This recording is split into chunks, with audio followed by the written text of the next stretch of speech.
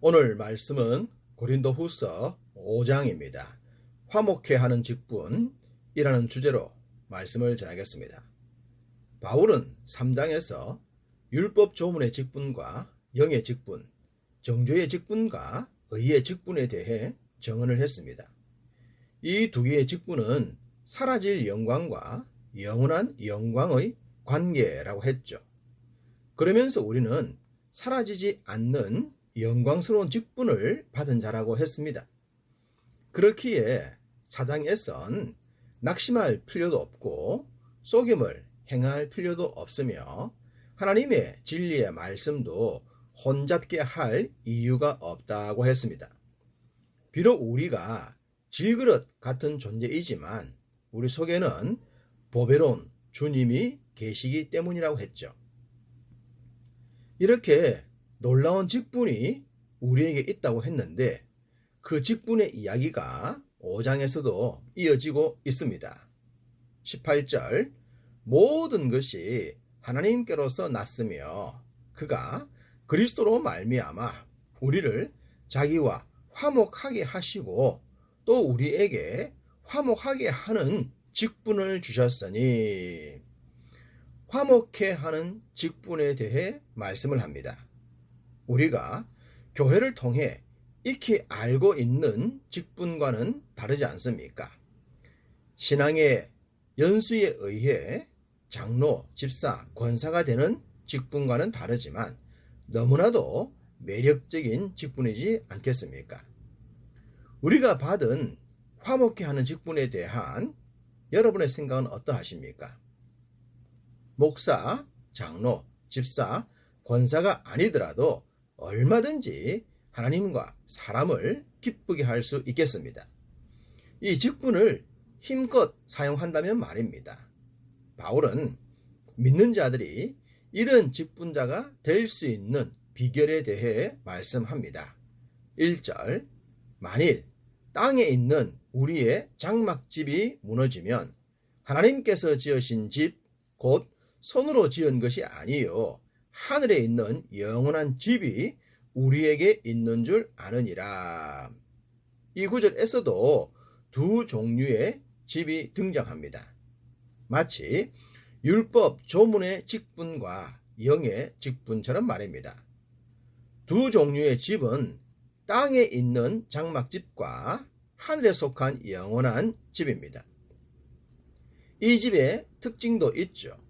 땅의 집은 무너지지만 하늘의 집은 영원하다는 것입니다.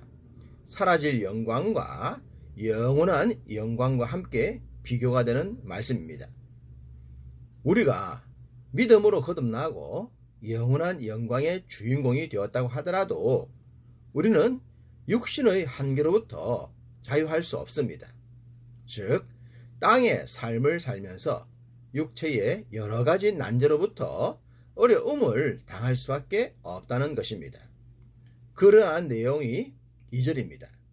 참으로 우리가 여기 있어 탄식하며 하늘로부터 오는 우리 처소로 덧입기를 간절히 사모하노라. 천국을 사모하고 영원한 나라를 소망한다고 하더라도 땅의 삶을 통해 탄식할 일과 하늘 처소를 덧입고 싶은 열망에 대한 말씀입니다.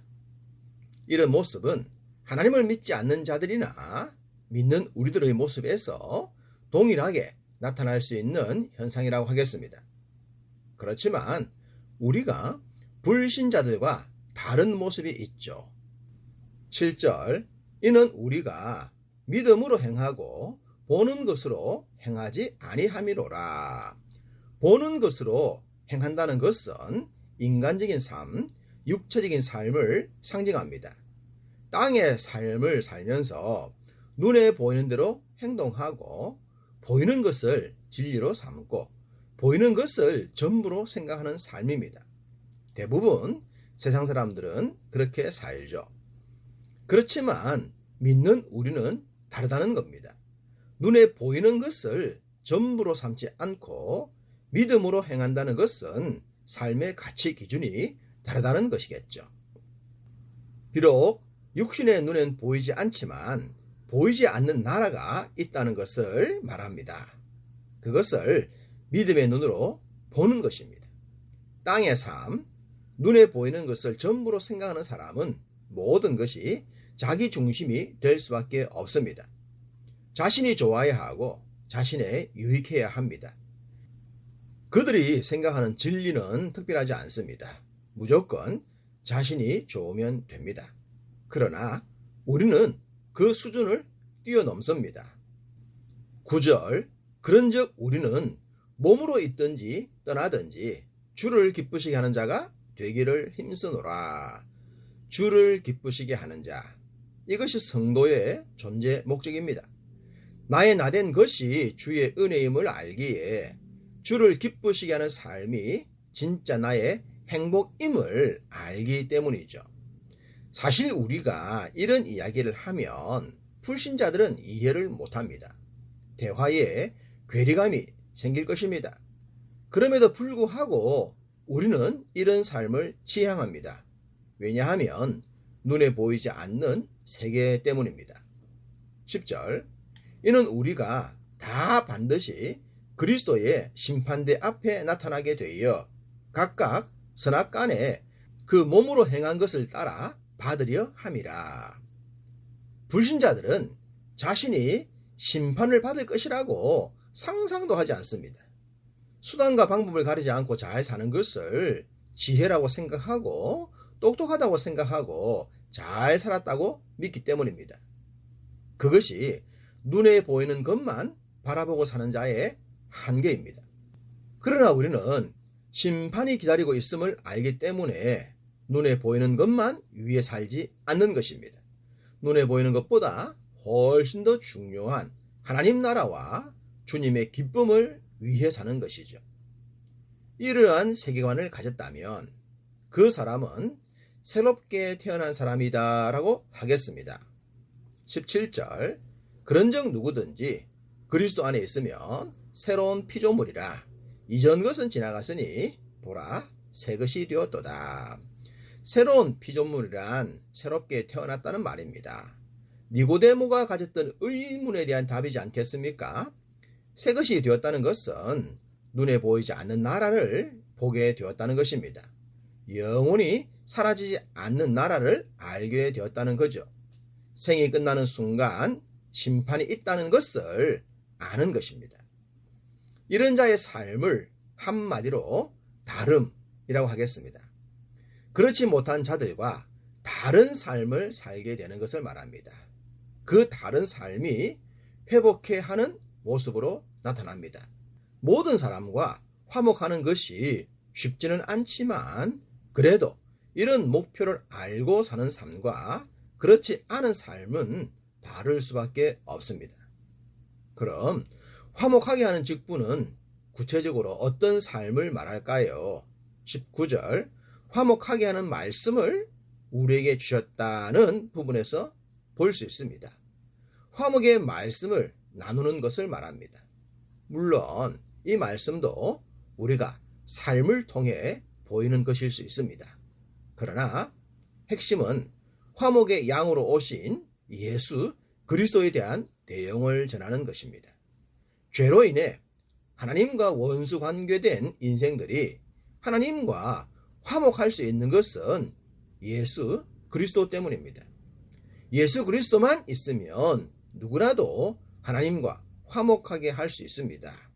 이 말씀을 힘써 전하는 것, 그것이 화목의 직분자입니다.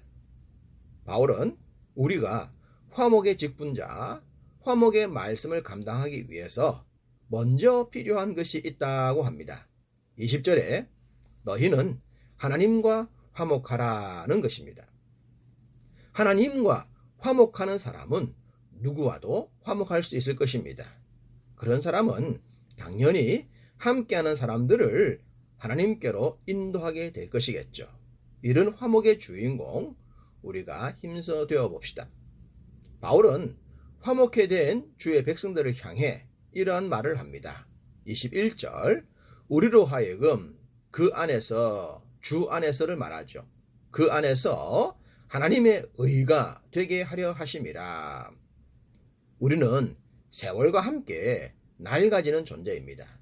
그렇지만 그런 삶이라고 하더라도 하나님의 의로 쓰임 받게 하십니다. 우리를 자녀 삼으시고 우리 속에 보배를 주신 것도 이러함 때문입니다.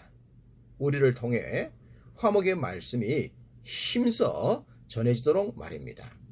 하나님의 보배로 충만하고 화목해 하는 자로 살아갈 때 우리들의 삶은 아름답게 빛날 줄로 믿습니다. 사람들이 부러워하는 존재가 될 줄로 믿습니다. 오늘 하루도 여러분과 함께하는 모든 사람들의 부러움을 받을 수 있는 복된 하루 사시기를 주님의 이름으로 축복합니다.